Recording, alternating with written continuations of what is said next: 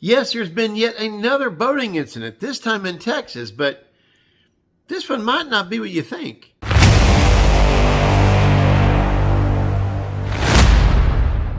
It's come to my attention that the Texas Parks and Wildlife Department is currently investigating an incident that occurred November 1st on Lake Lewisville in northeast Texas. Game wardens made contact with the tournament director of a local working man's tournament that was operating out of Tower Bay Park. They were curious as to if any of his 12 boats or so might have been running the Little Elm Branch part of the lake shortly after takeoff. According to reports, a boat hit a swimmer in open water near the Little Elm Branch part of the lake, and the injuries, they're reported to be quite severe, with damage to either one or both of the legs caused by the prop. One report has one of the limbs as even being severed. Now, it's hard to get more details, being the fact it's an open investigation, but I did get Texas Parks and Wildlife to confirm the incident did occur and they are investigating. They're being so tight-lipped about the investigation that the local news outlets have not picked it up yet in Texas. This is a story you'll hear exclusively only here at Cerebral Tackle. Now, while we don't know a lot about the incident itself, we can look at the conditions at time of takeoff, and it's quite revealing. Let's get into it. According to a source, we do know the following.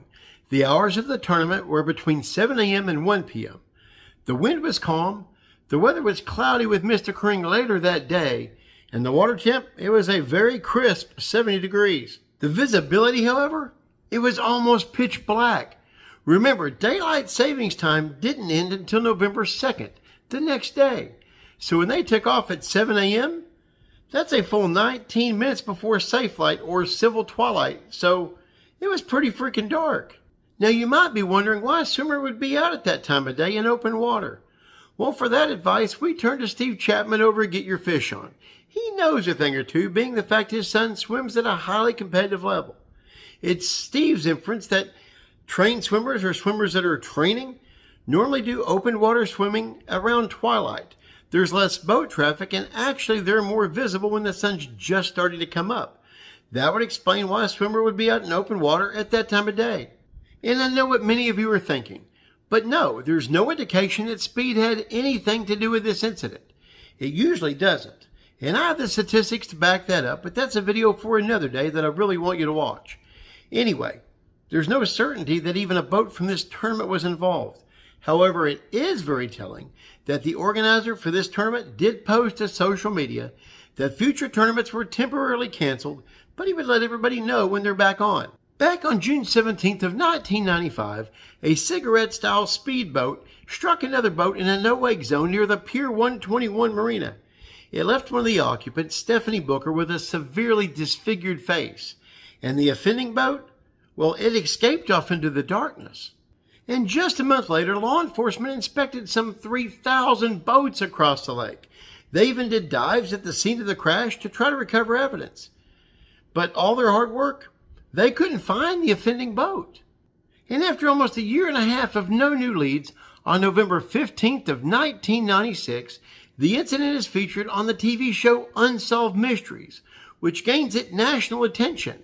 Shortly thereafter, an anonymous tip is called in, and the first person in this case is finally interviewed. You might know him. He's a defense Hall of Famer with the NBA. You know, Dennis Rodman? You see, Dennis Rodman owned a cigarette-style boat that fit the description very closely.